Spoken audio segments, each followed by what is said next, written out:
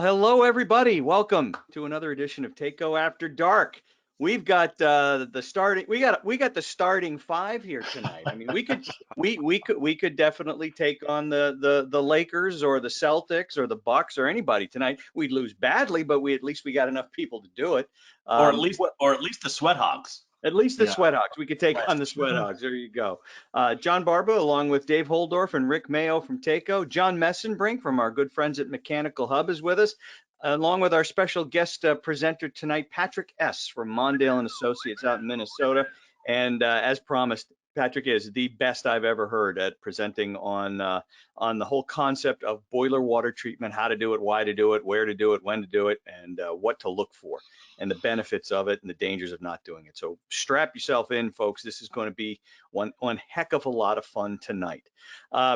First off, just a little bit about Takeo After Dark. Again, tonight's episode with now we have our good friend Bruce Campbell, who's no longer dressed as Dorothy. He's back as who he should be, which is just the right thing to do for Bruce. Tonight's episode, again, the importance of residential boiler water treatment. And for any of you out there who are new to Takeo After Dark, just what is this thing all about? Well, this is episode 2 of our 5-week winter online program. We started doing this way back when in the depths of the lockdown, and it's just something that seems to have stuck. So we keep doing it, and you guys keep coming, and that's terrific. So this is the second of 5 weeks. And as we've told you before, individual class registration, it just works better that way with GoToWebinar. That way you get updates on the recordings, you get reminders sent to you every week, rather than the way they do it. If you sign up for a series of 5 classes, you don't hear from them until all 5 classes are done. So it just seemed to work out better this way. This time tomorrow night, you're going to get an email from us with a link to the recording of this presentation, along with a certificate of attendance. So that'll all be there for you. And in addition, we're going to have prizes for participation. Prizes like this fancy schmancy T-shirt, Takeo After Dark T-shirt that Rick and I are wearing.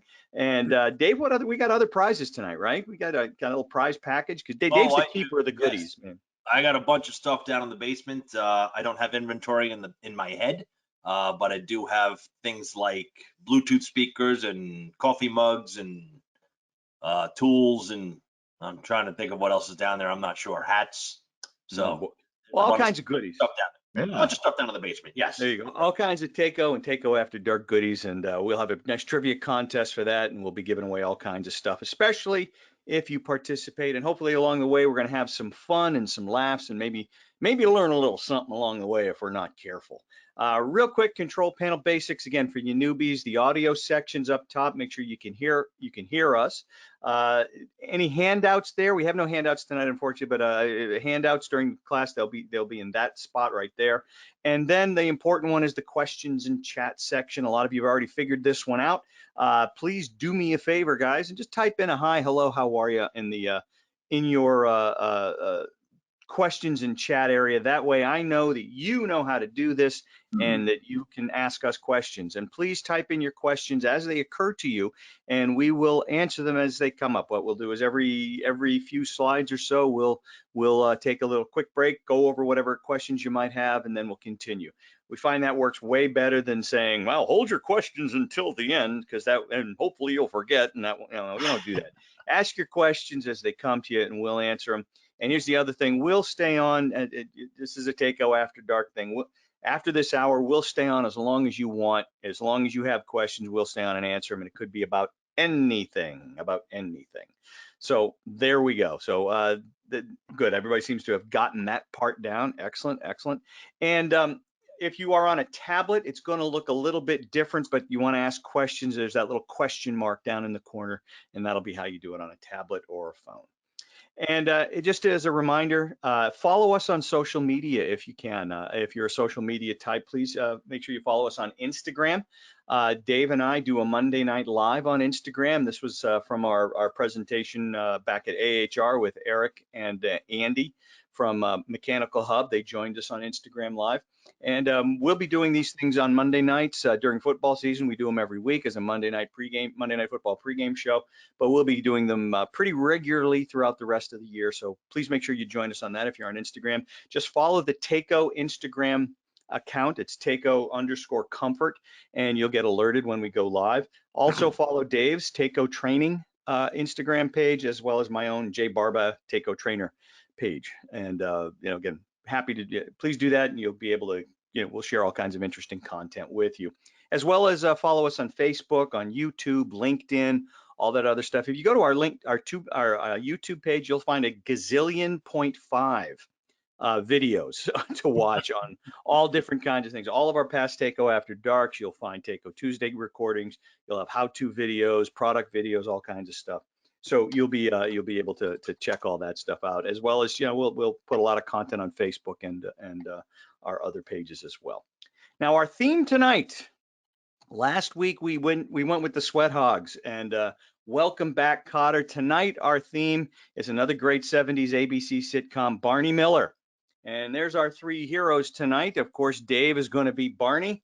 Wojo, my favorite, that's Rick. And the star of the show is Dietrich, and that's going to be Patrick. Now you may be wondering, well, where's John? Where's John? Why isn't John on here? Well, John is. I'm going to be Fish. Why am I going to be Fish? Well, just remember that picture we showed you just a couple seconds ago from Taco Monday Night Live. I'm sorry. That's a frightening resemblance in my book. Am I lying? Is that scary or what? Yeah. Okay. Anyway, enough of that. Hey, real quick, Mr. Messenbrink, let us fill in the group on what Mechanical Hub's all about, and if they go to the website tonight, tonight after the show, what can they expect to see? Well, that's a good question. Mechanicalhub.com. It's a online resource for plumbing and heating, hydronics contractors. You'll find a bunch of stuff, technology, case studies, products. Our social media channels are slamming. They're pretty popular. I just drove home from the WET show. It's a drain cleaning and wastewater show in Indianapolis today. So just in time to join you guys. But we went to AHR. We were at the Builder Show. So we're constantly involved in the industry, trying to provide information and kind of uplift the industry. I was just talking to you real quick, John, before we jumped on, about John was kind enough to join our podcast at AHR, and we did about an hour's worth. And the engineer who was at the show handed us the sound memory card, and there was nothing on it, and he forgot to record it. But I have that effect on sound memory cards. Yeah, he did mention it was one of the better podcasts at the show, so I'm thankful for that. But no one gets to hear it, so except the people who are at the show. So and they were five of the nicest guys you'd ever want to meet. That's right. But no, we appreciate the Taco After Dark. It's a great series. We've been doing it for 2 years now, since the pandemic started. Yep. So really appreciate you guys, and you'll learn a lot. And Patrick, thanks for joining us. I'm excited to hear what you have to say. So thank you. Thanks, guys. And I'm going to jump off, and have a good show. All right. Thank you, John. Well, without any further ado, we should get this party started, should we not? Works for me. All right, Patrick, I'm turning the con over to you and making you the presenter. So you accept that and share your screen and take it away. There it is. Okay, let me get up here. Slideshow.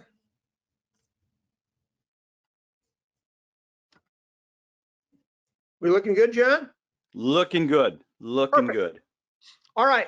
Well, I appreciate the opportunity to be on here, and tonight we're going to talk about water quality treatment. It's a topic that is very near and dear to my heart. I've been at Mondale almost 9 years now, and since that time, I've noticed a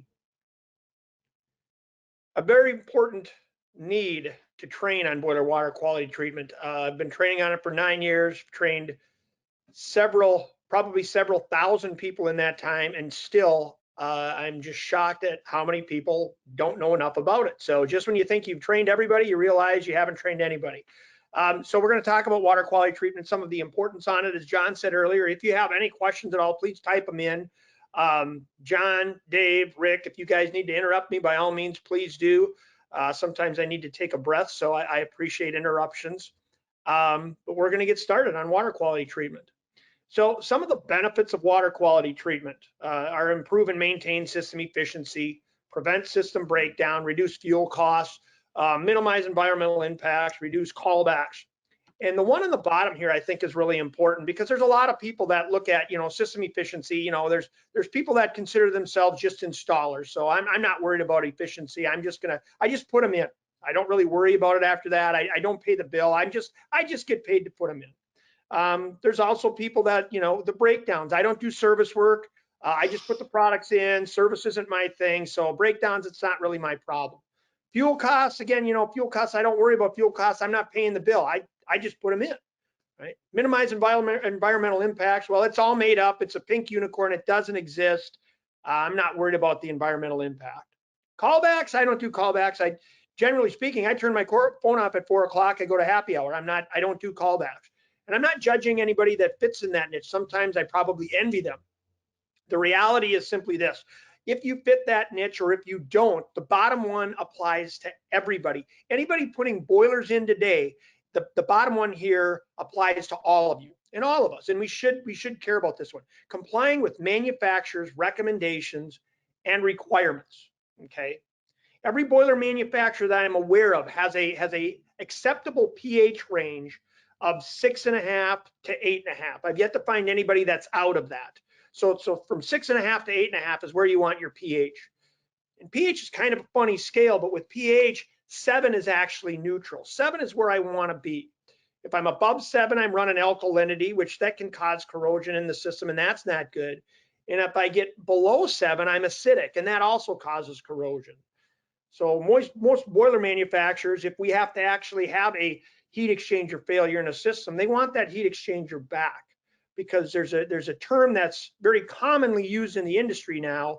If you haven't heard it, I would say get familiar with it, but it's called credit upon evaluation, meaning the boiler manufacturers are saying, yes, we'll warranty that heat exchanger. It's under the time frame of warranty, but we want it back because we want to make sure that there weren't problems of corrosion. We want to try and test any water in it that we find, and we want to make sure that that water is within that acceptable pH range. So what are some of the problems? Well, obviously, we just talked about corrosion. When we get out of that pH scale of 7, we could start to corrode. We can also get lime scale buildup in the system, and we could get some contaminants in the system, okay?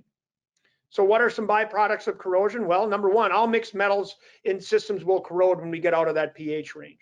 Ferrous metals corrode to form some sludge. You're going to get local and general and localized corrosion can happen. Localized pitting corrosion can be very rapid, and we'll get a thing called black iron oxide, bio, which is the term that TACO uses for our bio barrier in some of our ECM pumps. But black iron oxide or black magnetite and red iron rust are typical byproducts of corrosion. Okay. This is just showing a heat exchanger that was sent back for warranty for corrosion, or excuse me, that was sent back for warranty. And you can see how the products of that corrosion built up inside of the heat exchanger. The problem is simply this: when you get corrosion, all of those products and whatnot that are in the water, they're going to accumulate at the hottest point in the boiler. Okay, this happens to be a picture of a fire tube heat exchanger. Okay, fire tube heat exchanger on boilers. You know, the ones that don't require any maintenance, and water quality isn't as important because, you know, they let a lot of flow through. They have more mass. They're not a water tube; it's a fire tube. So you know, we don't have to look at water quality. We don't have to maintain them as much. This shows that it's very important to maintain these systems, whether it's a fire tube or a water tube. It's very important to look at the water quality in these types of boilers, because you notice at the very top of this heat exchanger where the burner actually sits down, okay, look at where all the buildup happened. And when you look at most, if not all, of your fire tube heat exchanger failures, where do they fail? They fail up at the very top, in the weld. And I don't know if you can see my arrow cursor around here, but behind all this buildup is the weld where those fire tubes meet where the burner meets. And you can see all of the buildup, all of the particles from corrosion from that system attached to the hottest point in that heat exchanger. So now, instead of water surrounding that, where the burner is injecting heat in there, Now I have an insulation factor that's not allowing the heat to get into the water, which is causing extra stress on the burner chamber, causing extra stress on igniters, flame sensors, the burner itself, the gasket around the top. So these heat exchangers that, well, they're not as big of a deal to look at water quality with. You can see from this picture, it's very important to look at water quality, whether it's a fire tube or a water tube. Here's a Giannone style heat exchanger, very popular style heat exchanger in the industry. You can see the buildup of that black iron oxide or black iron magnetite. It builds up and it starts right where the burner meets the heat exchanger, and it slowly but surely will start to plaque up. A lot of people look at this and they say, well, the problem with this is look at how it plugs the heat exchanger up and it prevents flow. And that's important, but to me, the more important thing is look at where that burner's meeting that metal and where it's supposed to inject heat into the water. Look at how much insulation is there preventing that heat from ever getting into the water. Okay, if the heat can't get into the water, where does the heat go? It's going to go out of your exhaust. And all of the pictures I just showed you are heat exchangers on boilers that were vented with a PVC. PVC has a heat limit of about 150 degrees. That's it. Once you start getting exhaust temperature above that, you're going to get black, brown, cracked, sagging PVC. Okay, if you're ever on a job where you see that you're getting excessive exhaust temperatures, either you use the wrong material because you're in a high temp application, or you're not absorbing your heat in your heat exchanger like you're supposed to because it's in fact plugged up like this. So this is why water quality is really important. We want to try and create an environment in that boiler where we don't get corrosion. We don't get the particles in the system that are going to collect in the heat exchanger and cause, number one, a failed boiler, cause a problem boiler where people say I'd never put that boiler again, and more importantly, cause a non-warrantable issue on that heat exchanger for the homeowner. Forbidding something like that could actually happen. This is just showing your Giannone style heat exchanger and internal of it, showing it without the secondary refractory in there. And it's very important to do maintenance on these things. We actually have a product available to try and clean the system. But remember, when you're doing maintenance on Giannones on the burner side, just remember, you don't want to use a stainless steel. You don't want to use any abrasive brush that could scratch that metal and actually damage the heat exchanger. You don't want to use an aggressive cleaner that's going to start to damage the metal on that heat exchanger, because you don't want to damage the heat exchanger. All right. This is actually showing a warranted boiler where once they cut it open, it obviously was extremely plugged up, and you can see it wasn't absorbing any heat through the heat exchanger, through the water, and it actually burned a hole right through the back of the boiler. This is a boiler I could promise you had not been maintained or looked at, and nobody addressed water quality on this particular system. Again, this was a warranty boiler that got sent back, which is probably why more and more manufacturers are now in their statement credit upon evaluation. So how do we prevent this from happening? What are some of the things we can do to try and ensure that pH stays at that 7 range? Well, we can add inhibitors to those systems. We can add some protectors to the system. There's a lot of different brands on the market that can offer inhibiting the water so that the pH stays around 7. Some of them last longer than others. Some of them are acceptable in certain metals. So you need to be careful when you're looking at inhibitors. You need to be careful about the inhibitor that you're using. You need to make sure that inhibitor is acceptable within the material that your heat exchanger is constructed of. And then last but not least, make sure that those protectors are acceptable with the water you're using. Okay, there's a lot of fine print on some of this stuff. One of the products that I think is probably the easier to use is the Fernox one that I rep. I find that it's less prone to mistakes because it's pretty simple to use. There are others on the market that people have success with. Just make sure you're looking at the fine print and you're following the instructions when you're using protectors. You want to make sure, in my opinion, you want to make sure that you're going to provide long-term protection against corrosion and scale. You want to make sure that it's maintaining and meets the design efficiency of the boiler. Remember, I told you earlier, most boiler manufacturers are looking for that 6.5 to 8.5 range. Well, if you're going to use a protector or even a glycol for that matter, you need to make sure that the pH of that product is within range of the boiler you're going to use it on. Okay. Some of the protectors are in there and they can actually reduce some of the boiler noise because you don't have the corrosion going in there, and you're now allowing that boiler to operate at its peak efficiency, okay? Protectors can also reduce maintenance costs, obviously, because if the boiler isn't sitting there short cycling, it's not beating on itself, and it's going to last longer, okay? Again, with protectors, when we're looking at them, you want to make sure you try and pick one that's going to treat all mixed metals in the system, even aluminum, okay? So again, there's a lot of products out there. Make sure when you're looking at it, you're picking the right one. Another thing about protectors that I think are helpful is make sure that you have one that's non-toxic, okay, that can be ran down the drain if you end up deciding to do a repair where you have to open the system. And then also you want to get one that's non-foaming. If you've ever seen a system with foam, either they used the wrong protector or the wrong inhibitor on that system, or they filled it with softened water. A lot of times softened water can add sodium and potassium to the system, which can create foam in a system. If you've ever installed a steam humidifier, most steam humidifiers do not want soft water because of the foaming action that can actually happen within those canisters. The other thing with protectors, you want to know some of the devil in the detail. What is the final pH of those protectors being used? Again, is it within range of the boiler that you're at, and how long is it going to last? And in my recommendation, I always recommend, before we go and put a protector in a system, I always recommend clean that system first, even if it's brand new, even if everything was on the job was used and it's all press. If it's all PEX, all right? So I didn't do any brazing or any sweating on the system. Really, there shouldn't be anything to clean. It's brand new. Even those systems, I recommend clean it and flush it and then fill it with water. I've had too many times where somebody put too much pipe dope. There were things from the construction process that got into the system that nobody knew about. As a matter of fact, I just talked to a gal out in Washington that watched a recording of this, I think on YouTube, John. But she called me. I don't know. I honestly don't know how she got a hold of my phone number, but she called and asked what she should do. And she found chunks of wood in her boiler system. I said, well, what do you mean you found it? Well, she was having a hard time finding contractors out there. So here she was doing a lot of stuff on her own. I was shocked. She knew a lot about her hydronic heating system. I was impressed.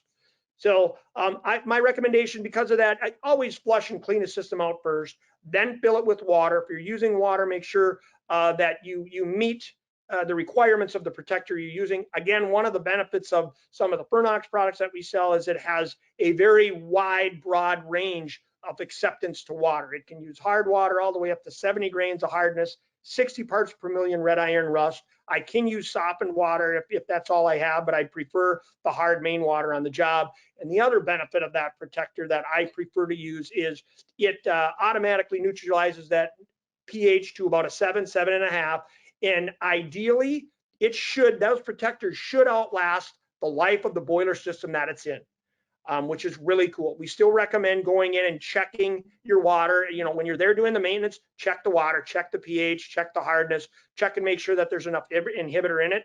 But ideally, if nobody's diluted that system down by adding water to it, and you did fill it up to the right level when you first installed it, you really shouldn't have to do much, if anything, to that system, as long as you're not opening it up at all. So just, again, understand the fine print of the product you're using.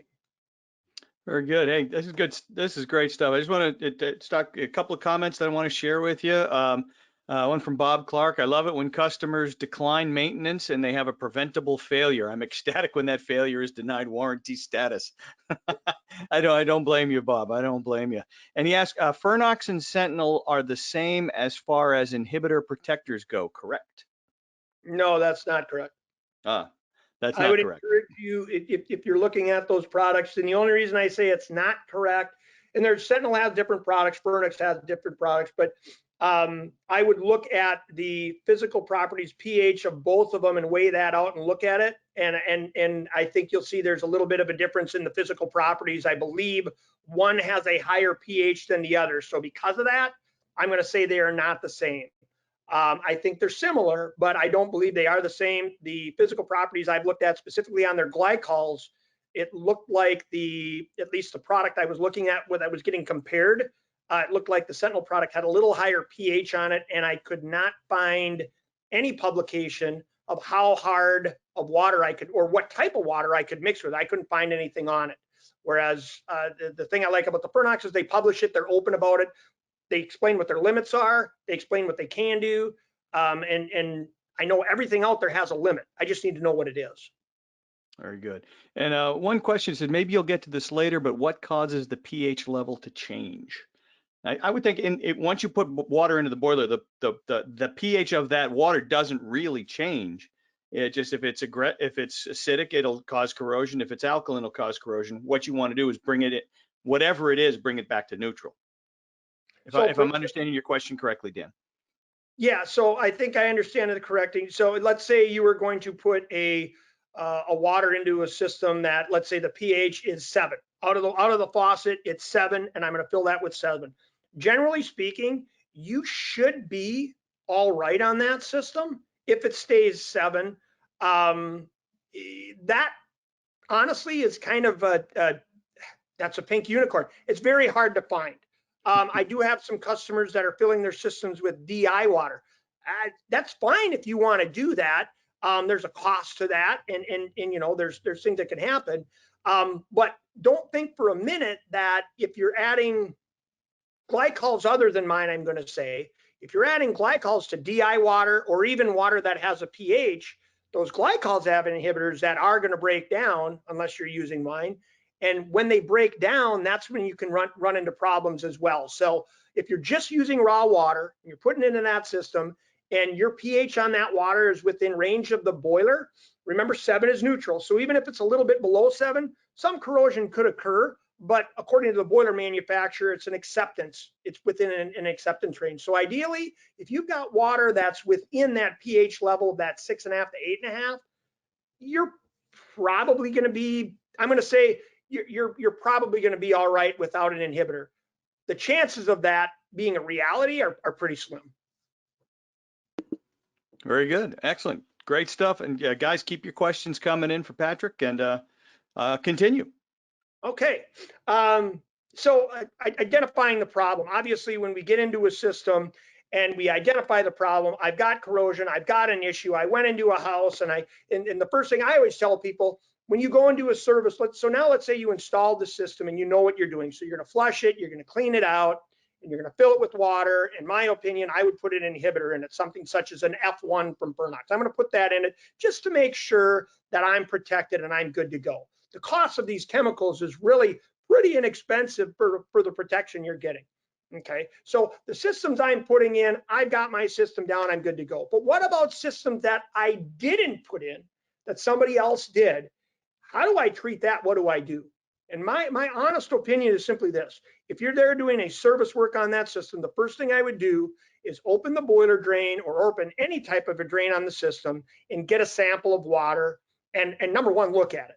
If it's black and it looks horrible, you don't need to test it. You can see that system needs to be cleaned. But even if it's clean and clear, look at the pH, make sure that that water is within range of where you want it on the boiler. And if it is, fantastic.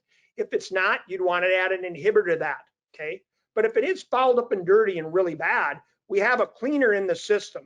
Now, this slide is a little bit old. Fernox has actually changed their cleaner numbers to all F3. So any cleaner on the boiler system is now an F3. The F5 is older, and they actually increased the size of their cans a bit. So don't be misled by this. The F5 is the old cleaner. Now everything, all of our cleaners are now an F3. Nothing changed other than the number.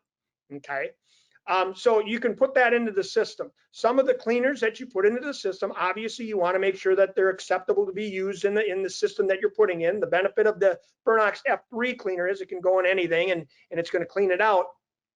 Generally speaking, with the cleaner I'm familiar with, you want to put it in, you let it run through that system for 2 to 5 days, and then after that, you would then remove it, flush it out, fill the system back up with water now that it's been cleaned, and then I would put the inhibitor in at that point. So you want to identify the problem, but then you also want to address the problem, okay?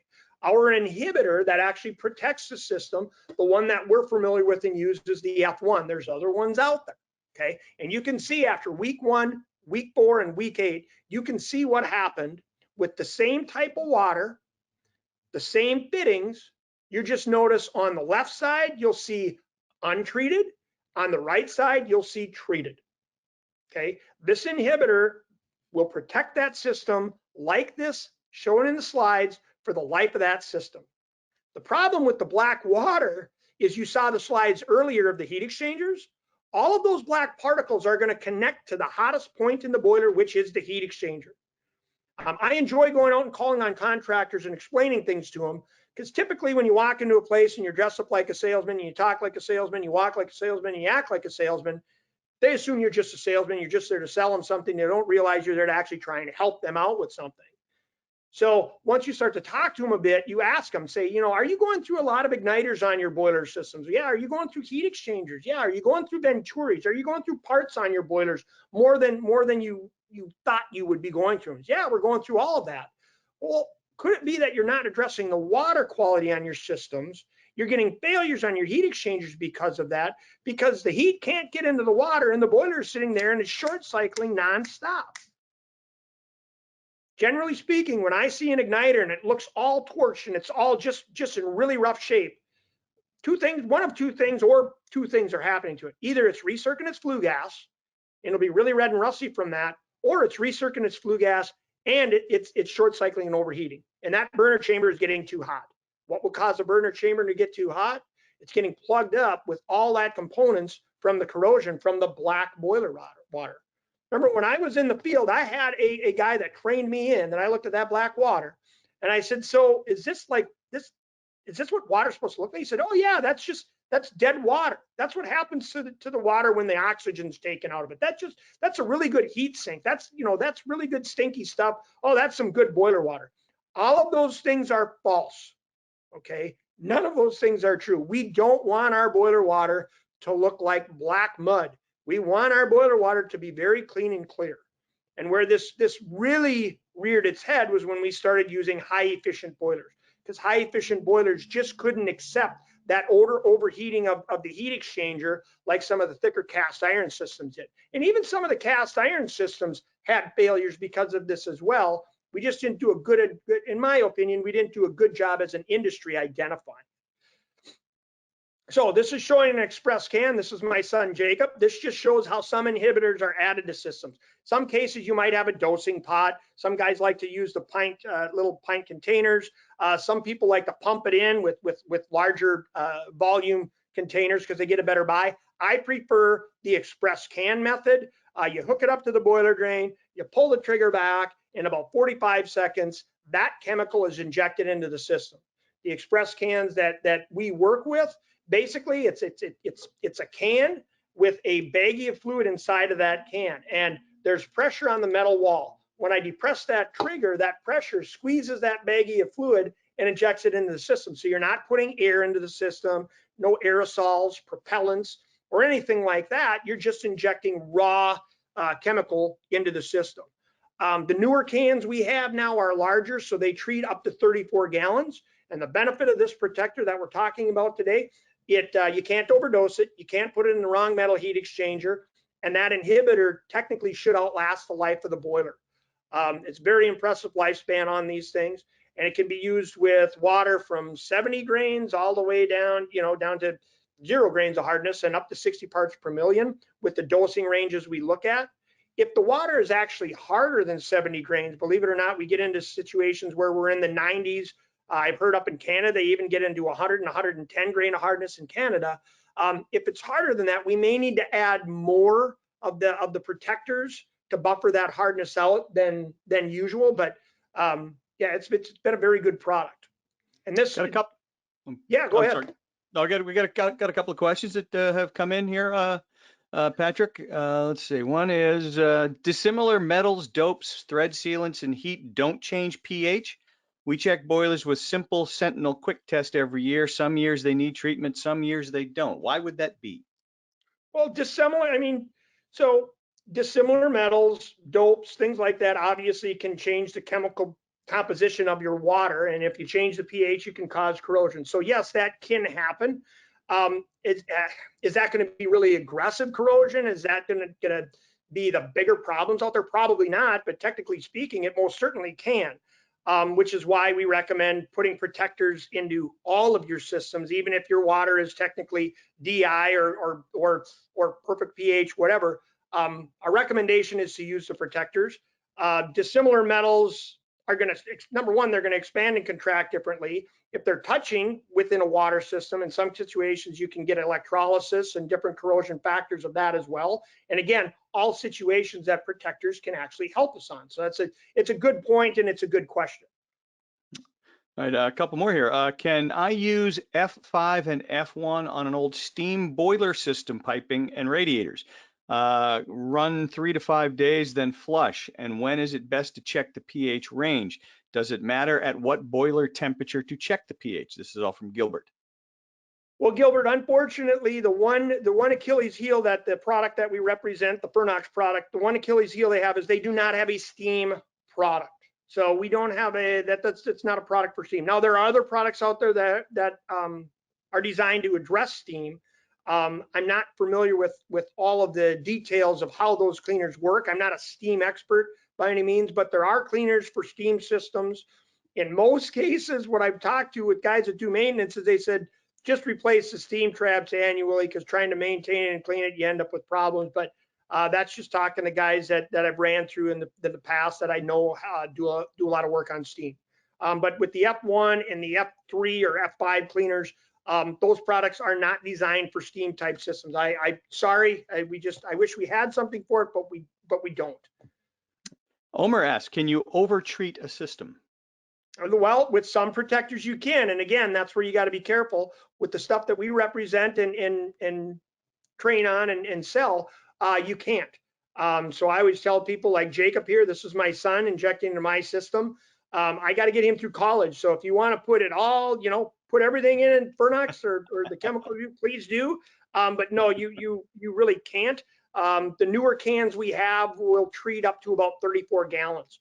So when you're guesstimating or estimating, I always say if you're not quite sure, you can always add an extra can for a buffer, and it's not going to hurt that system. Okay, a couple more here, then I want to get our trivia question out there. The express cans I bought have a 1/2-inch male connection. Was there a specific place I should be connecting this to, or should I just fill it into a bucket and then pump it into the boiler? I would look for purpose of the express can, yeah. I would look for a threaded adapter for it. You can see on this picture, there's a white threaded adapter.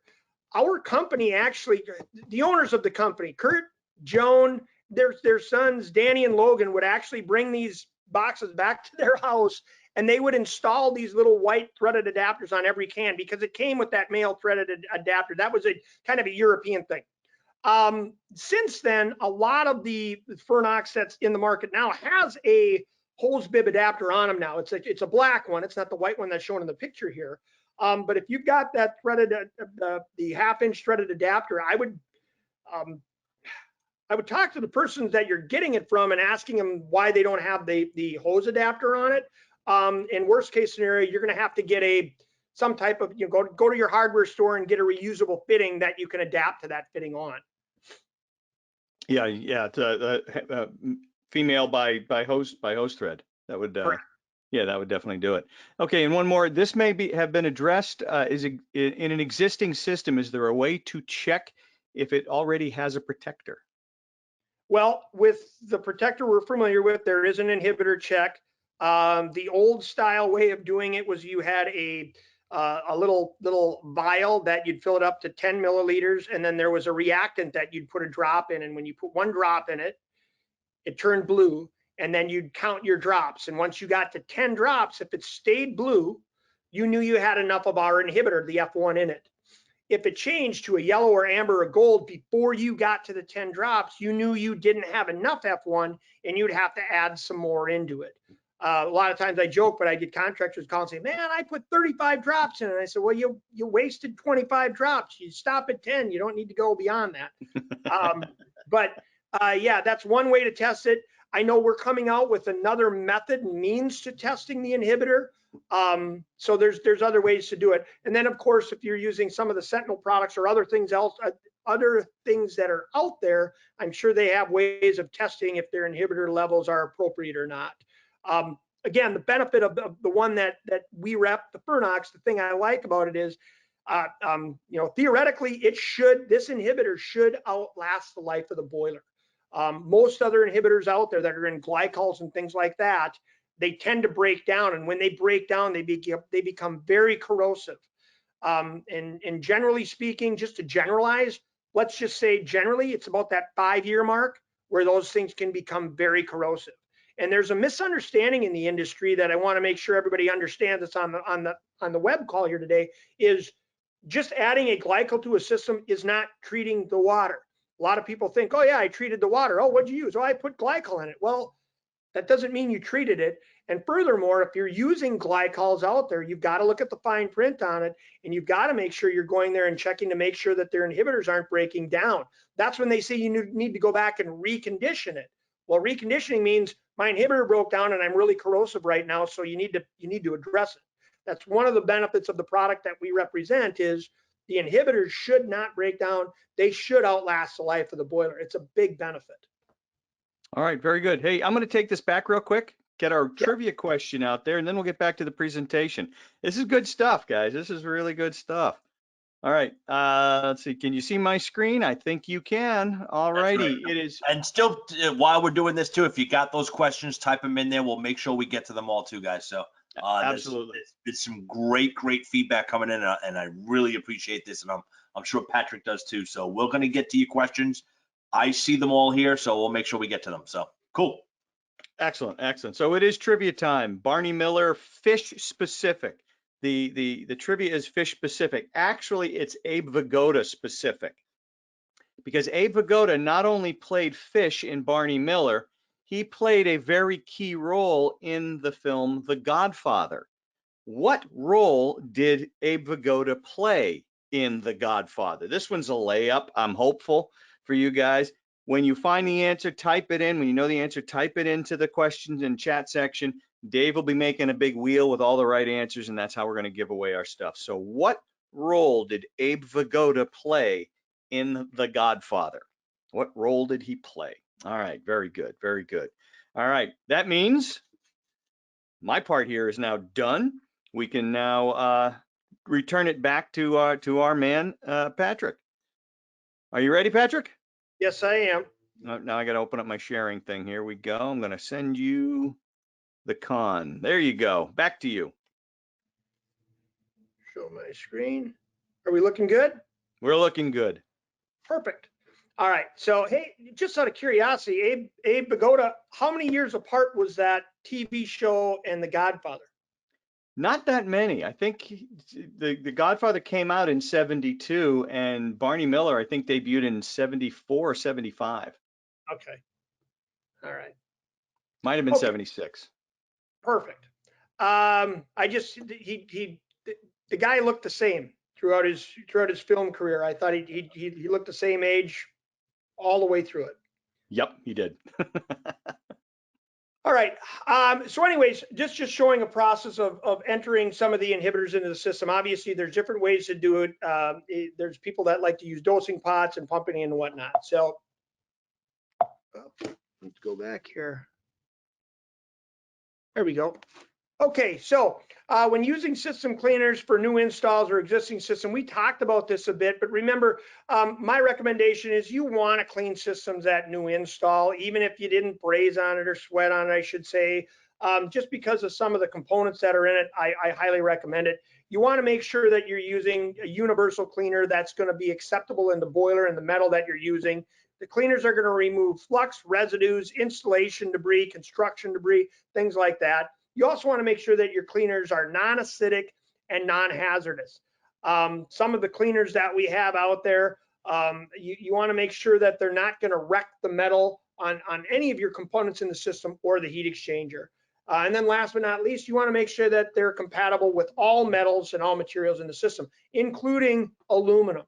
There are still some manufacturers that are using aluminum on the heat exchangers, which is fine as long as we're looking at the water quality on those systems.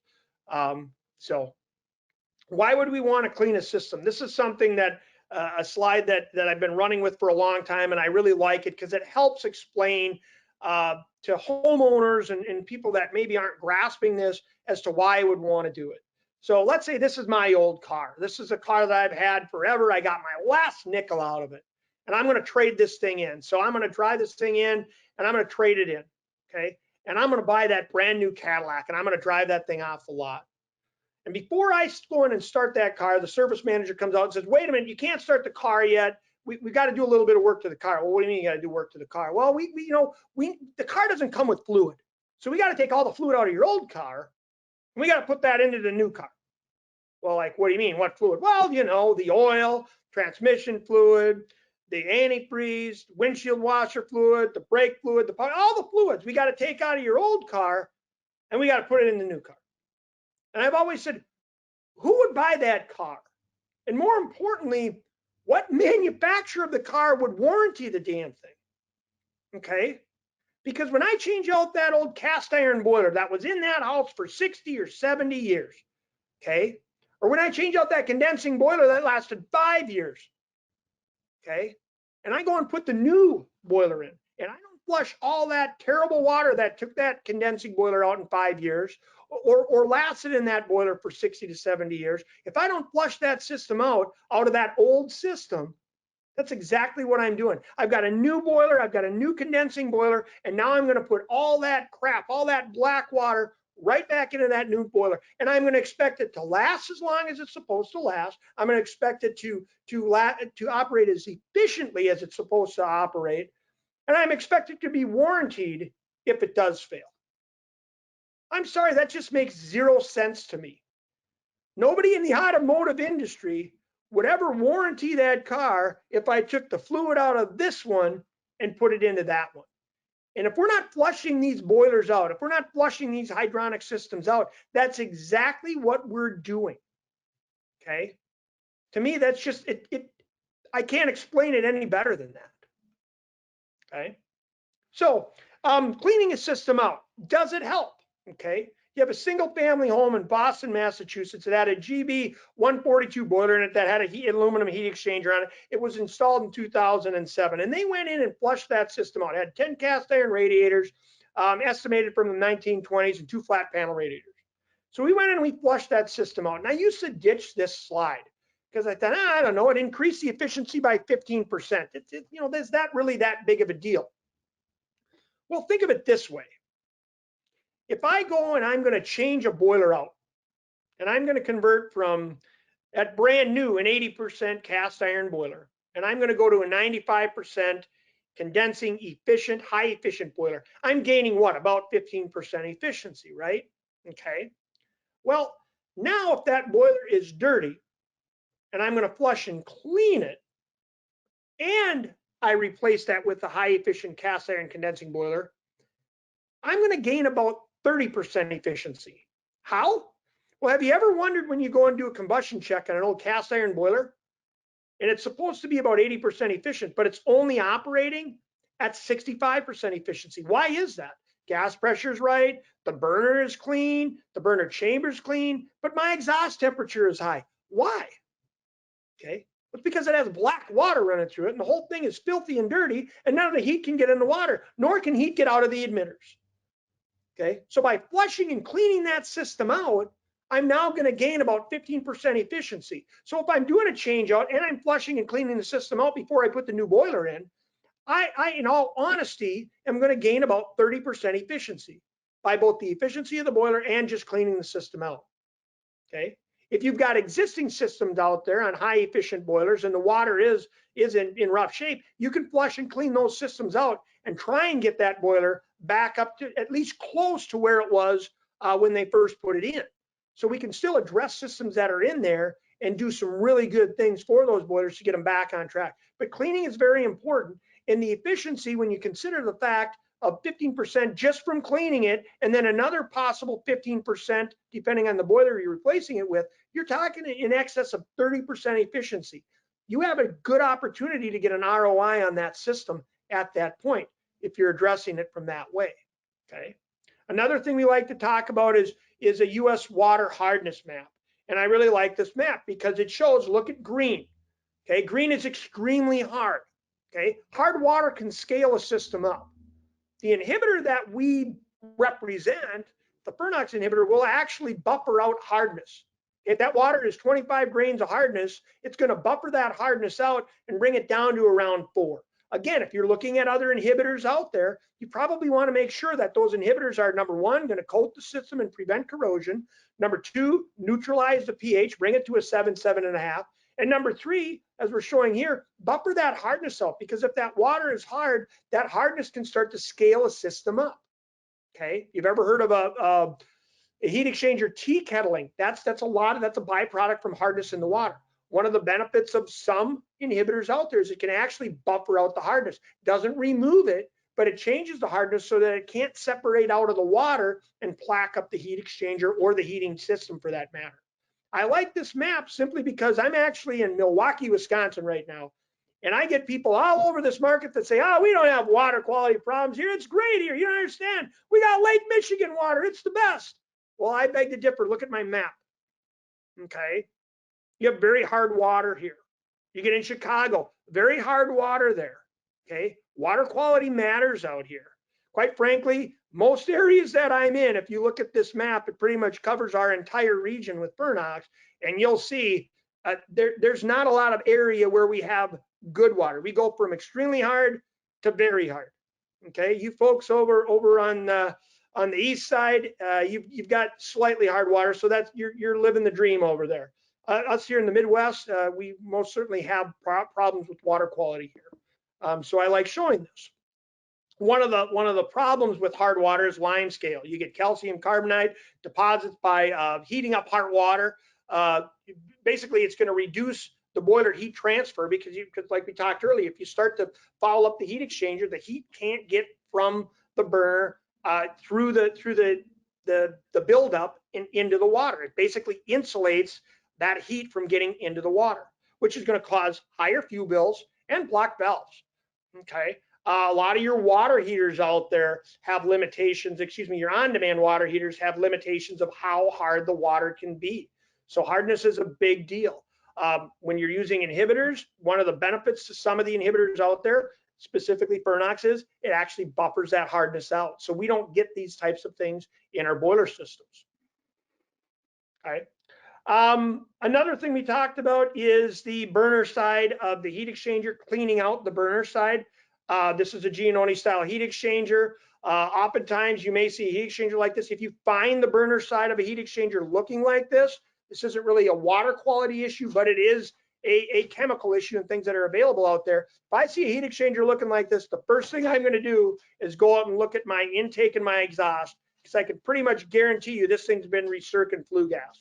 So I want to correct that first, but then I want to use a cleaner and a nylon brush to try and break some of that stuff up to clean it up. The water chemical company the water treatment chemical company that we represent has a product called Dryside DS10, which is a powder. You can put it in a spray bottle and you can then spray it onto that heat exchanger, let that soak in to help break down some of that buildup so that you can clean it out. Another trainer from a line that we represent, he oftentimes said you're supposed to use your wife's credit card and go in between each one of those water tubes and clean that out so that the water can then, the condensate that builds up in there can then drain out. One of the telltale signs of buildup like this is if you take the burner cover off of a heat exchanger like this and you see a water stain or a water line on that white refractory, like showing up, you can see the burner up in the upper right corner, that round white refractory. If you can see a water line on that thing, you're probably backing up with water in there. In most cases, when that happens, your igniter and your flame sensor get really white and chalky, and that's from the steam that's in there. So just showing another product that we have and one of the things that can help with maintaining these type systems. Got some more questions for you, Patrick? Fire away. All right, here's one. Does filling the boiler with the express can cause the boiler to increase pressure? Should you drain the boiler to 0 PSI pressure before filling and then add water after? I would say no, there's not enough fluid in that thing to change the boiler water pressure to a significant level, but I'll let you handle that one in specifics. You hit it on the head, John. It depends on the size of the system, obviously, but the can can overcome about 18 psi. So if for some reason you're running a higher pressure than 18 psi, you probably want to back that pressure off a little bit. And again, pull the trigger back. The newer cans, you really have to pull that trigger back. People are worried they're going to break the trigger. Don't worry about it. Pull it hard. That fluid should be injected in there within 45 seconds, roughly. Good question. All right, very good. Let me know if that answers your question, Jay. Is there, we asked that question, does steam boilers need treatment more so than hot water boilers? I've been treating steam boilers for 40 years. It's imperative. No disagreement there on steam boilers, but as I think we're seeing with the new high efficiency boilers, it's pretty imperative to treat that water as well. When do you use lime scale remover for a service? Asked Robert Lemke. Well, okay, so if I'm doing lime scale remover on like an on-demand water heating system, which there's a lot of that out there, I want to, number one, if you're using if you're using a descaler or a cleaner on a potable system, you got to make sure, number one, that it's food grade and that it's acceptable and you can use it. If you're using a lime scale cleaner on a boiler to try and clean it, we actually have a heat exchanger cleaner for that. It's DS40. I think I have it coming up here in a slide or so. But it's a powder-based cleaner. It's a citric-based acidic cleaner, so it'll help remove that. If you're using other lime scale cleaners that are out there, that's fine. Just make sure that, number one, it's acceptable in the boiler and the metal that you're doing, and make sure you follow their instructions. Okay, generally speaking, a lime scale buildup or even foul up from byproduct of corrosion, like we showed earlier, anytime you're trying to identify if a heat exchanger is fouled up, some of the indicators, or the big indicator in my opinion, is going to be high exhaust temperatures. If my exhaust temperature is starting to climb too much, why?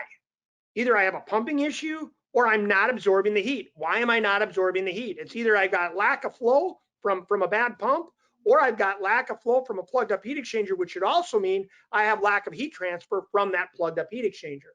And the big indicator there is my exhaust temp. So I hope that kind of answered the question. The other one that you'd hear sometimes on older boiler systems, not necessarily the newer, mod cons, but some of the older ones, you'd get some kettling is what they referred to it as. And it's basically the water can't be removed quick enough and it starts to basically flash off and boil and create bubbles where you'll start getting what's called kettling in a boiler system, if I'm describing that to where it makes sense, I guess.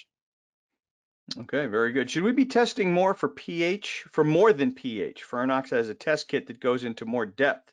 Thought. So should we be testing for more than pH? Yeah, so I always say, here's the thing, the big three. I want to know my pH, I want to know my hardness, and I also want to know my inhibitor level. I want to make sure that I'm protected and inhibited. There are other things that we can test for that the Fernox test kits used to come to be able to detect copper, chlorine, iron, and I think something else I can't remember, but it could test for a barrage of things. And what we found as an industry is really, if we cover the big three, our pH, our hardness, and our inhibitor level, we're doing a pretty good job and we're covering our bases pretty well. Now, can you dive deeper on it? Absolutely. In some situations, you might have a university, a school, or a hospital where you're having serious issues and you want to try and figure out what exactly is going on here. Well, we can in fact get water samples sent into Fernox or other places and have those samples tested to get a full breakdown and analysis of the water. But then also, one of the benefits that I like from Fernox is not only do they tell you the problem, but they also tell you the solution, which goes back to a funny story back when I was first in the field. But I'll probably tell that later here if we have time. All right, very good. And one last one. Yeah, go ahead. Hey, it addresses Chris Warner's question about pH testing. Like me, male pattern baldness, and I don't know if Dave can relate to this or not, but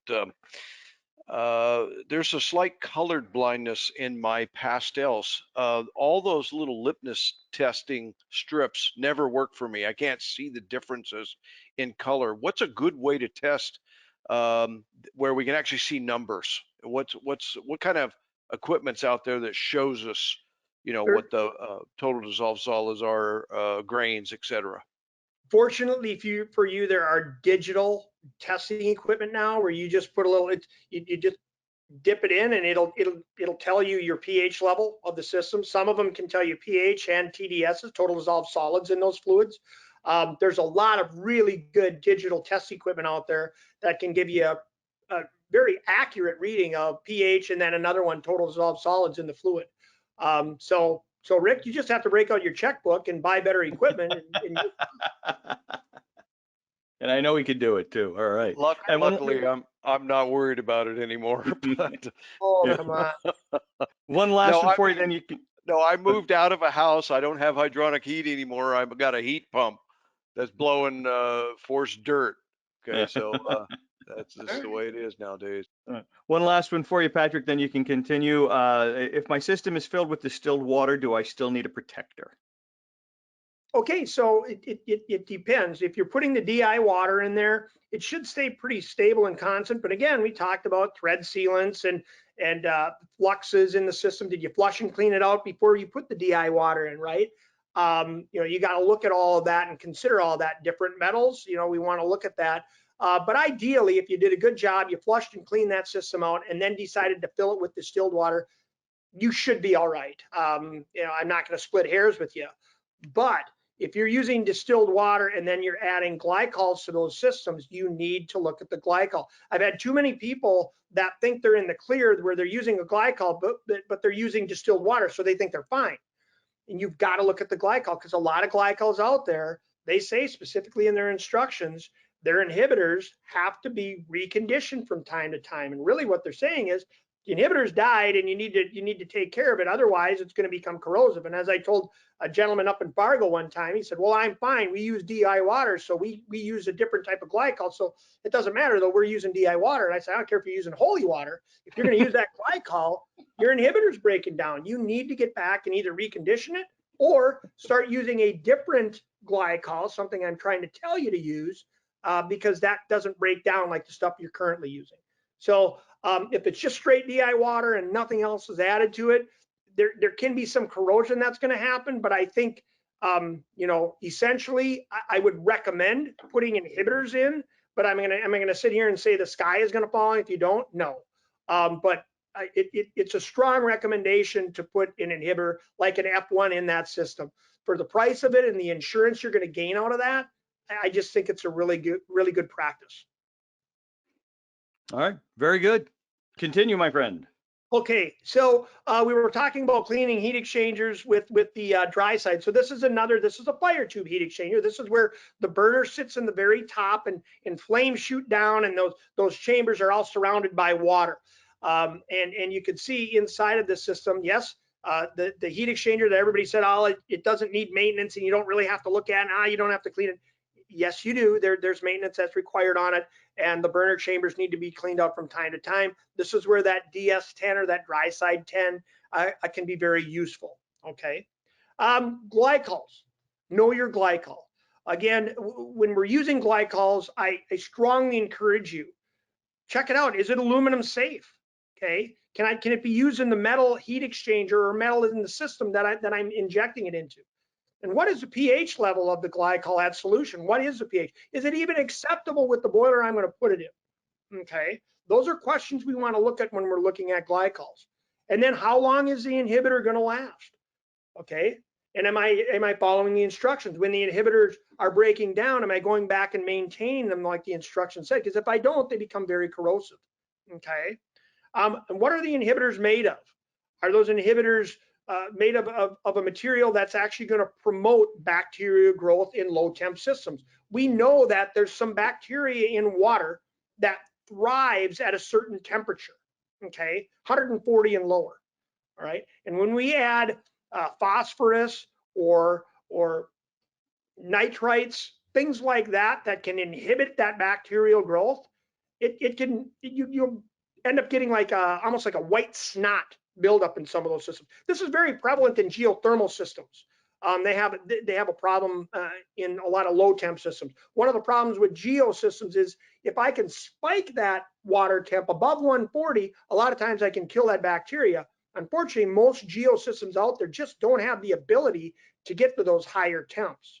Okay, but when you're looking at radiant inflow, you're looking at low temp systems, and if that system's getting slimed up, I bet you're using a glycol that's using phosphorus or nitrite or nitrate bearing inhibitors, and those are actually promoting that bacterial growth in those systems. The other thing you want to ask is it a concentrate or is it a premixed glycol? A lot of times people are shopping things out. It's like, okay, well, but you're comparing a concentrate, a full concentrate, 100% product glycol compared to a 70-30 mix. So you want to make sure when you are comparing or you're doing comparisons on glycol, you want to make sure you know, just because it says 100 doesn't mean it's 100%. You want to make sure that you check that out and make sure that you're doing the comparison on the premixed glycols. And then last but not least, as it says here, follow the instructions. The devil's in the detail. I'm still amazed at how much I've learned over the last 9 years on glycol, and yet how little I know. It's amazing to me the little things I learned. I found out about 2 years ago, probably one of the premier glycols on the market that people are using. The pH on that product is 9 to 9.5. And like I said earlier, all of our boiler manufacturers want a 6.5 to 8.5. So again, I'd encourage you, if you're using glycol, look at the glycol and make sure that the pH on that product is within the range that the boiler manufacturers want. The glycol that we recommend, the glycol that we promote and use is aluminum safe. It can be used in all mixed metals. The pH of that product is about 7.5 at a 30% or greater mix. The inhibitors should outlast the life of the boiler. The inhibitors are actually the F1, so it's a virgin propylene glycol, which is then the inhibitor is the F1 product that we promote as our inhibitor that's just added to it. We've got the opportunity to sell a concentrate. I prefer concentrate because one of the benefits of the glycol that we represent is it can be mixed with up to 70 grain hardness water, 60 parts per million red iron rust. It has a wide acceptance of what I can actually mix it with. So I'm looking at it going, rather than buying premix, I just use the water on site because it's going to accept it. And then last but not least, like we said, the instructions on the product that we sell is pretty darn easy. You almost have to try to screw it up when you're using it. Should you use a water test kit? Yeah, I highly recommend using water test kits. We talked about the inhibitor level tests that we want to check on to make sure I have enough inhibitor in that system. I also want to do a pH test and then the hardness. Those are like the big three. The other thing that I wanted to talk about, I don't know if we're going to get a chance to, but when we have a plugged up heat exchanger, and we know we have a plugged up heat exchanger, there's heat exchanger cleaners out there. The one that we use is called DS40. That says D as in dog, S as in Sam 40. It's a pink citric based acidic cleaner. You take about a cup of it, you put it in a 5-gallon bucket, and then you're going to use a pump and some hoses, and you're going to pump that cleaner through that heat exchanger. Now with the heat exchanger cleaner, you only want to run heat exchanger cleaners through the heat exchanger. You don't want to run it through other parts of your heating system because it's too aggressive and it's going to break things up and open a can of worms for you and probably create leaks. Okay. One of the systems I specifically remember using the cleaner on was in Watertown, Minnesota, and it was on 2 Pinnacle. I think they were 299s, and they were plugged solid, Giannone style heat exchangers. And on those boilers, they weren't really piped up to be isolated, but what we ended up doing was hooking up to the boiler drain on the bottom of the boiler, and we actually pulled the pressure relief and we screwed a boiler drain in on that point as well. And it was valved. So we closed the valves and we pumped our fluid through that heat exchanger that way. And by golly, we went through a whole package of that, but we actually got those boilers back online and running. I was very impressed with the cleaner that we represent. The one thing I cautioned the contractor on was simply this: your Giannone style heat exchangers, generally, you've got kind of a square block header like this, and your loops go through, they connect in, they go through, and then they reconnect. And then you'll have another series of heat exchanger loops. So basically, you could have 2, 3, 4 sections in here. And my point to the contractor was, okay, did we clean all of the loops out? Or did we just clean out the first one or the middle one? We really don't know. So you've got to be kind of careful, and you want to look for hot spots in those systems if you're trying to get them back online. So it's something to be aware of with the Giannone style. But the heat exchanger cleaner that we have worked very well. So kind of getting back on track, should we test the water? Absolutely, we should. Water test kits, I strongly encourage because I think they show professionalism and you're not guessing. It takes away the guessing approach. Okay. Again, you want to cure the cause, not the systems, and it's what the professionals do. Service tech can perform an inhibitor concentration test. You could basically do this test in about 5 minutes. So it's not like you're adding a ton of labor to a boiler service when you're out working on them. Some of the some of the water tests, here it is. So, some of the older water tests that we had, and we still have these available, but they did a copper test, iron, inhibitor, pH, hardness, and chloride. And what we found is realistically, we're looking at inhibitor, pH, and hardness. Those are the big ones that we want to be looking at, and that's going to cover that 90% of the issues that we have out there. This is just a nice breakdown. So it says, you know, if my copper is high, you know, the results are I've got high chloride and or copper in the system. Interpretation, the flux residues in that system were probably not flushed out and cleaned. So what would the action be? Clean and flush that system out with the F3 cleaner, okay, and then add water to that system and then inhibit it. If my iron concentration is high, obviously iron is another byproduct of corrosion. That water was corrosive in that system. And again, the fix would be to that, repair any leak in the system, and then obviously flush that system out and then retreat it with inhibitor. If your pH is less than 6, you're acidic.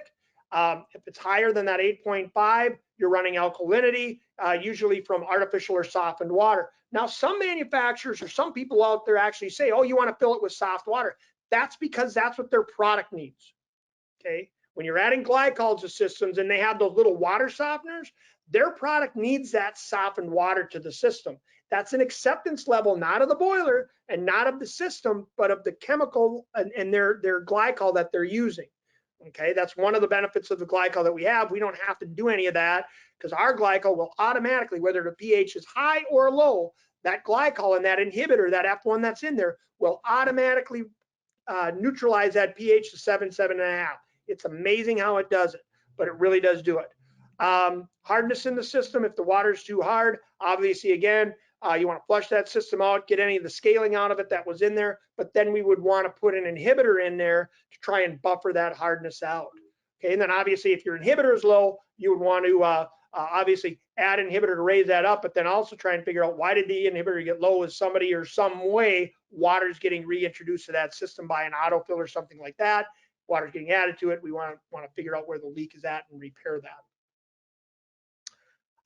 One other product I wanted to mention that we do have and carry that's worked out really well and I've gotten excellent feedback on is they have an F4 leak sealer, and the product has worked very well. I've gotten excellent feedback from contractors. It doesn't plug up air eliminators. It's not plugging up pumps. It's not causing problems. Heck, I've had a guy use it on a low pressure geo system and it fixed the leak in it. So if you have a leak and you can't find it, give this stuff a shot. It's you know, it's worth a try to fix it. I always tell people you can find a leak, fix it. But if you can't find the leak, give this stuff a shot. I think you'll be pleasantly surprised. I've gotten really good feedback on it. So John, at that, anything else, any other questions we want to try and cover? Oh boy, do we have a lot of questions, but first I think Rick, Dave, and I have something for you. As soon as Rick gets back on camera. All right. That's a standing ovation, and we are not worthy. That was wonderful. That was fantastic. I told you guys he was good. That was terrific. That was terrific. Thank you so much Thanks, for that. Patrick. That was great. Now So I'm going to taking the screen back. I'm going to take the screen back. Okay. All right. And let's see, what am I going to do here? We're going to get this guy back up. We got to do our trivia, and then we got a lot of questions we got to get to. All right. So our trivia answer, remember the question was, what role did Abe Vigoda play in The Godfather? And the answer, pretty much everybody got it, because what guy hasn't seen The Godfather at least 11 times? He played Salvatore Tessio, one of the capos. And The movie did not end well for Sal. He got taken away, and we don't know what happened to him, but we have a pretty good idea. But Abe Vigoda played Sal Tessio, and then later on he became Fish on Barney Miller. So there we go. Next week, just so you know, next week we're going to be doing a program that's kind of near and dear to my heart. Is, do 3-speed circulators still have a place? We talk about variable speed this, variable speed that, yada, yada, yada. But do 3-speed circulators still have a place? I think they do, and we're going to discuss that next week. So make sure you join us for next week. Now, we've got a couple more things to do here. First things first. Dave, do you want to, shall we address questions, or do you want to go right away to the winners? I will go to the winners, and then we'll read off all the questions. We still got some good stuff coming in for you, Patrick. So hang on 1 second, everybody, while I get this up and running. And it should be good. There were plenty of good answers that were out there. Oh boy, look at that. Yeah. Tell me about it. In the middle of this, I'm typing away like a madman because the answers are just flying. So hopefully I got everybody. I think I did. So for the grand prize. Do you have Betty White in there? Is that Betty White? Yes, it is. There's Betty White in there too. I just saw a picture. I had to throw it in there. She's Okay, not giving the bird or anything like that. It was just, you know, she's got the middle fingers up. Yes. There you go. So, anyway, so let's do that grand prize. Thank you, everybody. All right. Thank you very much. And let's see who it is. Is it? It's Gilbert. Gilbert. All right. Congratulations, Gilbert. Woohoo! Prize package number 1. That's awesome. All righty. Excellent. And you know what? For everybody hanging online still, we're going to go throw out a couple of t-shirts too. A couple of those Take Away After Dark t-shirts that Rick and John are wearing. So let's see here. Let's do another spin. And it's going to land on? It's going to land on Betty? Betty. Jonathan. Yeah, it was close to All right, Betty winning that one. All right. And just so you know, these t-shirts don't just have the logo on the front. You got to check out the back too, huh? Yeah, baby. Woohoo! These are pretty sweet t-shirts. Patrick, we got to get you a couple of these things, man. Well, hey, look who it landed on. Yeah, Patrick. Patrick. As you say it, how could I deny it to him now, right? Oh, You just got. I'll contact you, Patrick. So awesome. So I just found that picture. I had to grab it. I don't know if it's an old picture of you or not, but it's all right. I saw it online. So there you go. I was at AHR just a couple weeks ago. That was it. All right, Chris Warner. Hey, All right, Chris. congratulations, Chris. And let's do one more. How's that? All righty.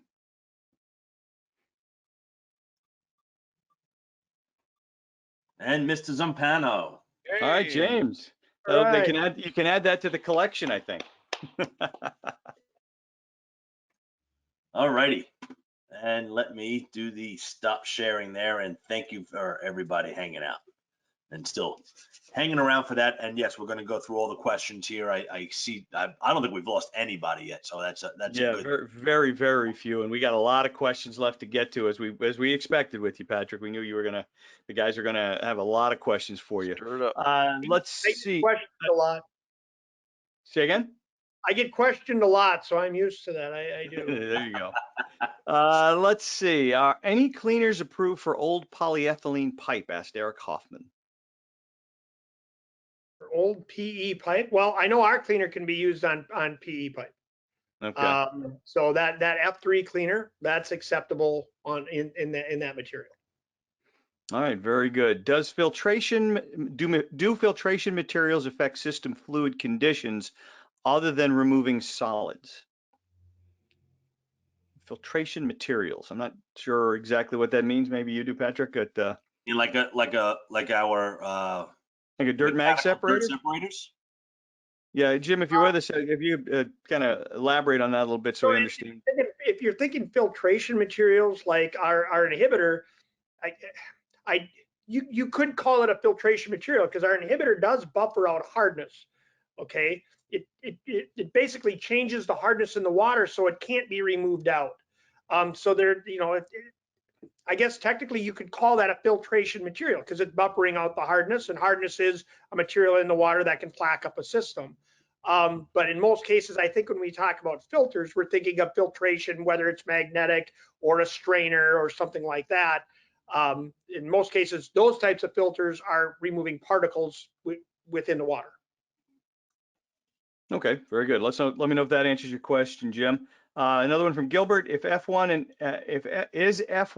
F5 product designed mainly for high efficiency boilers, do you recommend using them on hot water cast iron boilers?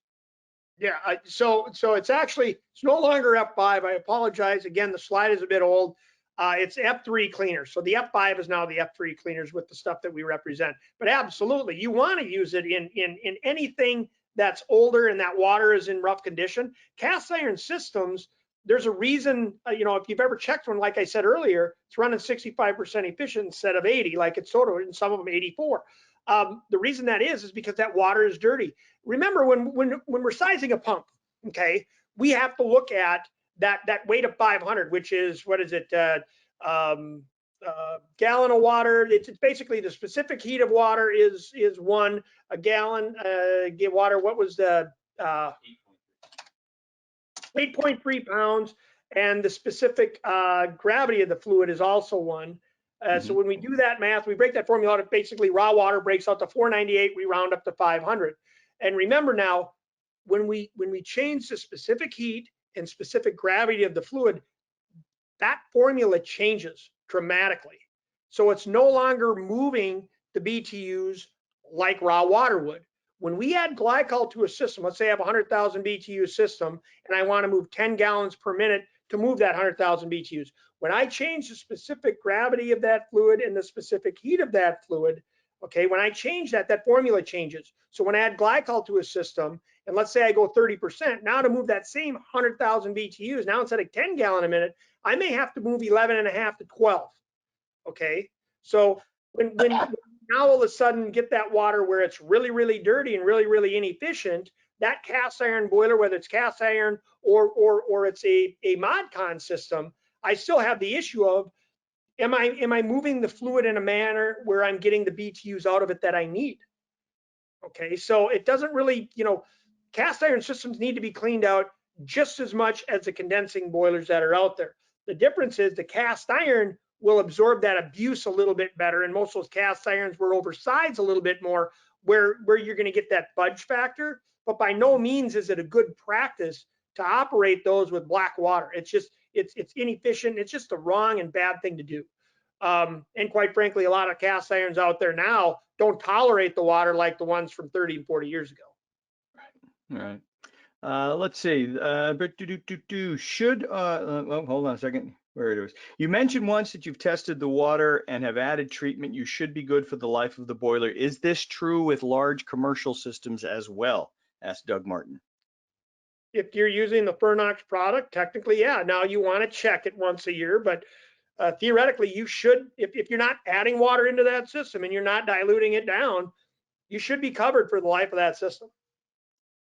Which, when you look at big commercial jobs where they're paying chemical guys to come in once a year, the savings there for that building and that tenant owner is huge. Mm-hmm. There you go. Omer wants to know if you're in Milwaukee for a training class. I think Omer's from Milwaukee. No, but we'll be back out here. I'll be in this market coming up, and then in the spring we're nailing down some trainings out here. So, yeah. Excellent, excellent. Bob asks, can I use a pool water test kit? Well, okay. Can it test for pH? It probably, your inhibitor, it's probably not going to check for inhibitor very well, but it should be able to test pH for you. And then I don't know if it's going to look at hardness or not. If it tests pH and hardness, go for it. Again, the inhibitor is, you want to make sure you've got enough inhibitor with the chemical you're using on that system. Okay, very good. Dave, you just texted me. I'm not sure which question you mean. So if you know the question, go ahead and pose it. I can't quite find it. I know. Let's see. Okay, here's one. DS40 for wet side heat exchangers, DS10 for dry side? Correct. So the DS40 is for the water side of that heat exchanger. So that means, if you've had corrosion occurring in the system and you want to try and flush that heat exchanger out, where I showed the pictures where the black iron oxide was building up in that system. If you want to try and flush that out, that's where you use the DS40. When I showed the burner side, where I talked about the gentleman using his wife's credit card to clean that out, when I want to clean that portion of the heat exchanger out, the burner side, that's where I use the dry side 10, the DS10. And again, it's basically a powder that you put into a squirt bottle, spray bottle, whatever, and you just spray that thing down there, and it'll break that stuff down so you can actually clean it out of there with a nylon brush. Right. You don't want to use anything abrasive there. That'll cause some damage to the heat exchanger. Right. Yep. And Richard also follows up with, which glycol inhibitor combination do you recommend for stainless heat exchangers? Well, for any heat exchanger, I'd strongly recommend the Fernox Alpha-11 glycol. That's a propylene-based glycol. It has the Fernox F1 inhibitor in it, so I know it's acceptable in a range that's from all the way up to 70 grains hardness, 60 parts per million. And then the other nice thing about that glycol is if I get above 70 grains of hardness, all I have to do is add more of that F1 inhibitor to it. So, I mean, I can get well beyond that. I just have to add more F1 to bring that hardness down on that system. But if you're using other glycols out there, you need to make sure that you're using the inhibitor package that they recommend. I have had people using other glycols, and they said, well, geez, I never knew what you're telling me, so obviously in the future I'm going to use your stuff. But I got a lot of systems out there with the other stuff in it. What do I do? I've had a lot of customers that have used our inhibitor, that F1, within other glycols, and it seemed to work very well. The one thing I'll tell you is I had some customers out there that were using other glycols, and they were using our inhibitor, and they thought they were in the clear. And the problem was, when those inhibitors in those glycols break down, are you going to have enough F1 to buffer that out? I don't know the answer to that. So I always said, if you're going to do that practice, you better make sure you're getting there every year to check it, because there's a chance those inhibitors in the glycol you're using can break down, and when that happens, it can become very corrosive. And I don't know if there's enough of our inhibitor to buffer that out at that point. So the recommendations, if that's what you want to do, get back there and check those systems annually. All right, very good. Omer asks, will the leak treatment fix small leaking radiator stem valves? I would say it will, to be quite honest with you. It's an impressive product. I've gotten really good feedback on it. I've had a lot of contractors that, they call you up and, hey, it worked really well. So I'm not going to sit here and say it's going to fix every leak, but when I get really good feedback on a product, I like to share it.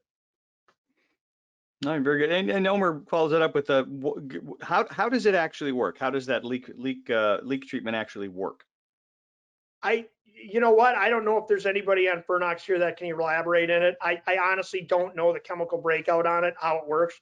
To my understanding, I think it scabs up on the leak, and I think it scabs up on a pressure drop in oxygen. But I also know it doesn't plug up an air eliminator.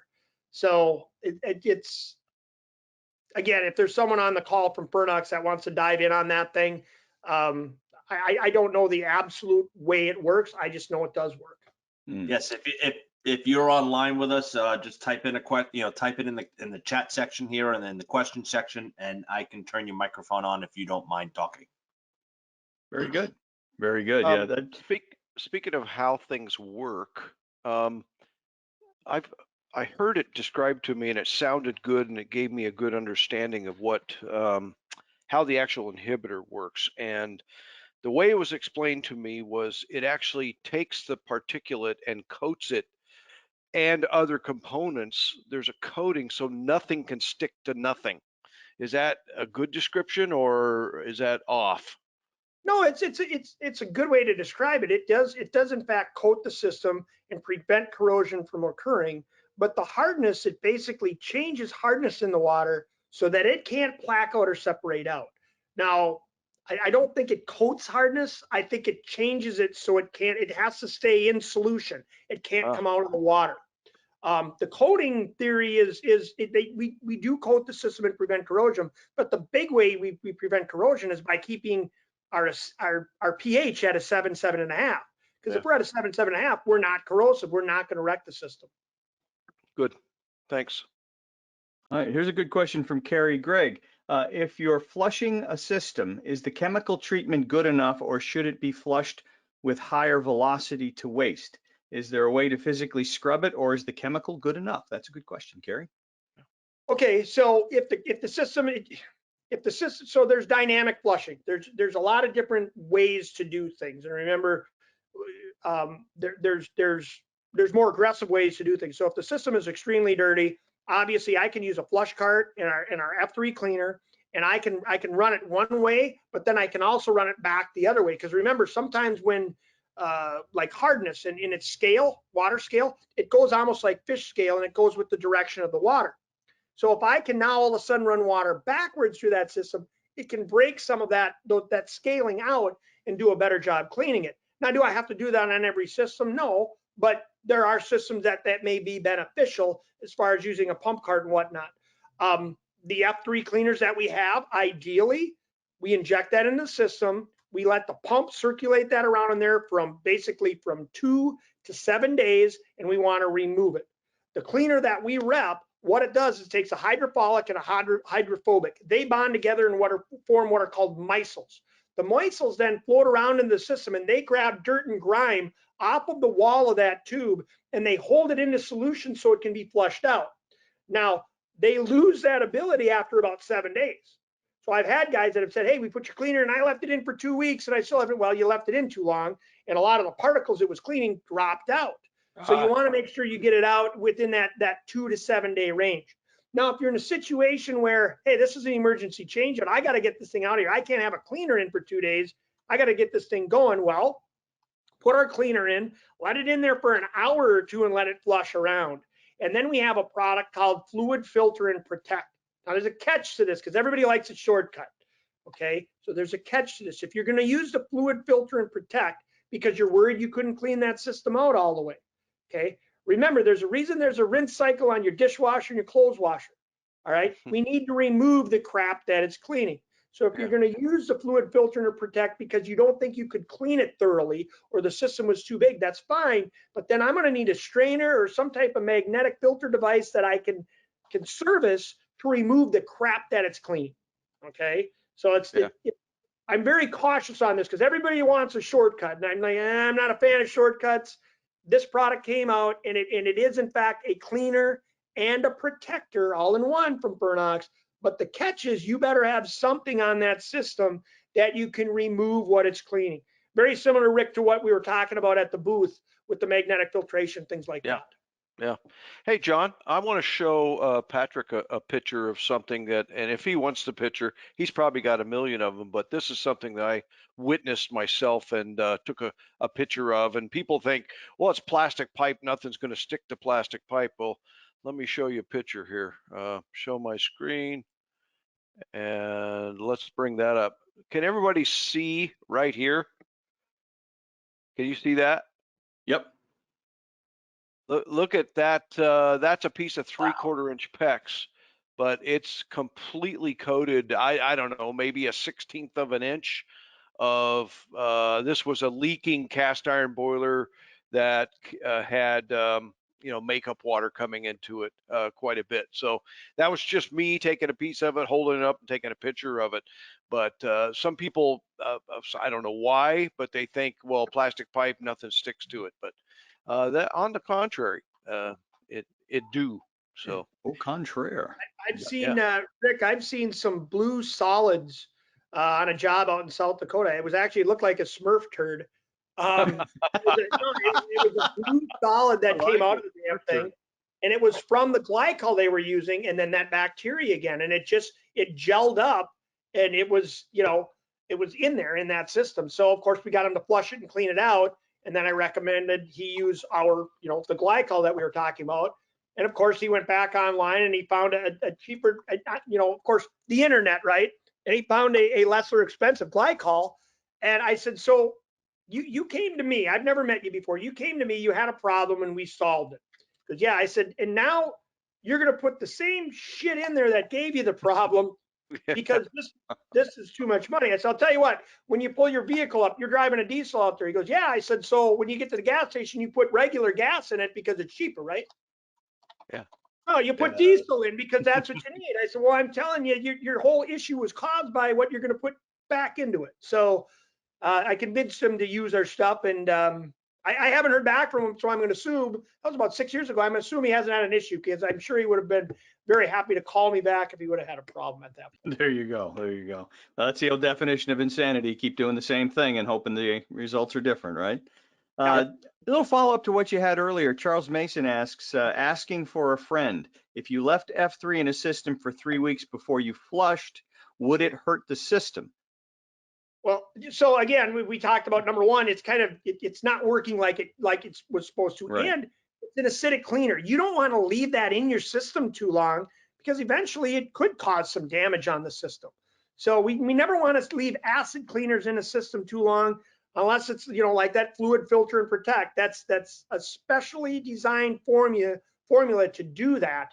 So you want to be a little careful with that. But just the F3 cleaner, if you put that into the system, obviously after about, you know, I always say 2 to 5 days, because everybody likes to stretch the limit. The reality is 2 to 7 days, get it out of there. Very good. Good question from Jim Clark. If you have an inline filter or crossover type, 5 to 10 micron, are you saying that the inhibitor would not be, the inhibitor would not affect it, right? Have a few sites where they are counting on filters to mitigate the debris in the water. I'd hate to sell them on using inhibitor, only to have it wind up in the filters. So the micron filters are on the fill water or on the boiler system? Would be a question I would have, and I would say at a 5 micron, we should be all right. That's not gonna attach to, that's not gonna stop or prevent my F1 from flowing through that, my inhibitor from flowing through that system. Okay, very good. I'm assuming it doesn't stop a glycol from flowing through the system, and the gentleman asking the question would know that. But my assumption is no, it's not going to stop my inhibitor from flowing through the system at a 5 micron. It certainly shouldn't. Okay, very good, very good. Is the inhibitor test universal, or are you referring to the Fernox test for the Fernox inhibitor? Asked Dan Clemens. I'm referring to the Fernox inhibitor tester. Every system out there should have some type of an inhibitor testing. Glycols out there have their ways of testing for inhibitors. As a matter of fact, our glycol got sent to a testing facility because somebody wanted to basically check me to see if I was being honest. So they had a system that had been in for about 3 years, and they sent a sample of it in to our competitor. And the competitor said everything came out great. Okay, everything tested great, except they raised a huge red flag. They said, you don't have any inhibitor in this system, because they were looking for phosphates and nitrates, which is what they use, which was the problem in the first place. So of course the contractor called me up and said, I said, well, hold on a minute. Our inhibitor is fine. I could come up there and test it for you, but they're looking for phosphates and nitrates, which is what caused the problem in the first place. Remember, we don't have that. So your test showed the water is perfect. Everything's great. Yeah. All right. Well, do the inhibitor test on it, and you can ensure that everything is great. I said, but they're not looking for F1 or inhibitor. They're looking for the stuff that caused your problem, which is how the two of us had connected in the first place anyways. So, yeah. All right, and here's a question from Rich McGrath. No F1 needed with Alphi 100, Alphi 100? So, yeah, well, AFLI 11. I'm sorry, AFLI 11, not 100. So the Alpha 11 is our glycol, and it has that F1 in it already. So ideally, you shouldn't need it unless you start to get past like that 30%. If you start to dose it past that, or you start to dilute it past that, you may need to add some F1 to it. So depending on your dilution or your concentration rate, once you get past that 30%, you may have to add a little bit of F1 to that to help buffer that back down. Hey, Patrick. Yep. At your convenience, would you send me your cut sheet that shows the columns for both burst and freeze on that particular glycol based on, temperatures and all that stuff? I've been using something that's fairly generic, but I wouldn't mind looking at yours as well. At 30%, it's 5 freeze minus 20 burst. At 30%. I think 50%, it's minus 20 freeze, and I don't remember the burst. But yeah, Rick, I'll send that to you, no problem. Thank you. All right, here's one from Carmine. Would a properly cleaned, flushed, and inhibited system eliminate the need for a magnetic type filter? When you say properly, I'm going to say thoroughly, and I would say, yeah, if you get that system cleaned out good. Now, remember, it all depends on the system. If you've got a 50-year-old system and it's cast iron radiators and it's old cast iron, I mean, how well are you going to be able to flush that entire system out? It's going to be a little bit challenging. You may want to put magnetic filtration on that system. You got a brand new system, you flush and clean it out. If you're flushing, clean it out, and then you're inhibiting that water, you really should be covered. All right, very good, very good. I think we've reached the end. Dave, I don't know if you see any questions that I might have missed. I think we got most, No, if not all of them. I saw them all, and I'm sure there's a few guys still hacking away on the keyboard. So if you still have that question, please ask it. We ain't going anywhere until all the questions are done. Right, not until the fat lady sings. Yep, but I think you covered them all. I think I saw them all out there, so we're all good. Cool.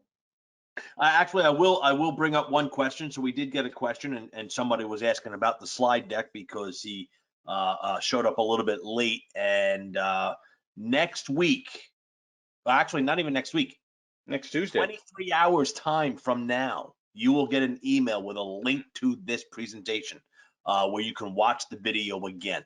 We don't typically share PowerPoints because a lot of times the PowerPoint slides by themselves don't mean a lot unless you have, the conversation with the person that's doing the presentation. Yep. So, but you will get a link to watch this as many times as you like in 23 hours time from now.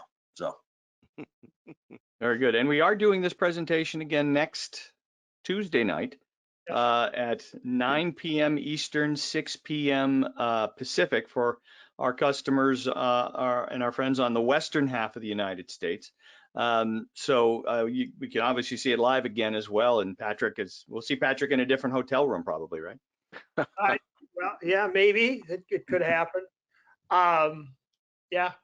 Well, I appreciate the participation, the opportunity, and all the questions. And this is really something that anytime we do a boiler training, I started this years ago when I started. If you notice with condensing boilers specifically, there seemed to be a roller coaster. You seem to have one that got to the top, and boy, after 5 or 6 years, all of a sudden that one would crash and burn. And in most cases, it was because the heat exchanger were failing. So when I became a rep and we started peddling boilers and selling boilers, the one thing I said was, I want to obtain growth, but I want to keep it. And how am I going to keep it? How am I going to keep people buying my condensing boilers? And it's simply, I'm going to talk water quality and I'm going to preach it. I'm going to make sure that guys are looking at water quality with my boilers because I want my condensing boiler to last longer than 5 or 6 years. Because if it does, guess what? There's a really good possibility they're going to buy my boiler again and again and again. And really, that's what's happened. The boilers we're selling are lasting, and they're lasting because we've got contractors out there that are installing them properly and looking at water quality. We've got pumps that are lasting a lot longer because of water quality. And ideally, when we do find pumps that have failed, as a TACO representative, typically the first thing I ask is, did you treat your water and what do you use? And if you didn't, okay, we need to have a conversation because I want my products to last as long as they're supposed to for you and your customer. So this has been a really big thing and a very beneficial thing. It's been good. Hey, there's the right way to do things and there's the wrong way. It's just which way are you going to do it, right? And if you're going to be installing these things, you're absolutely right. The history of ModCon boilers has been a roller coaster ride, and everybody's got their favorite for right now. And then when that thing crashes and burns, you move on to the next one. And the ones that were the favorites can't get back in. It's just the way it is. So. Excellent point. And water quality, as we said, is critically important.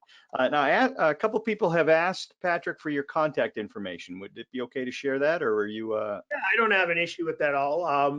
My email at Mondale Associates is P as in Paul, E as in Edward, S as in Sam, S as in Sam, and a little @ symbol, and at Mondale, MONDALE.biz, B-I-Z.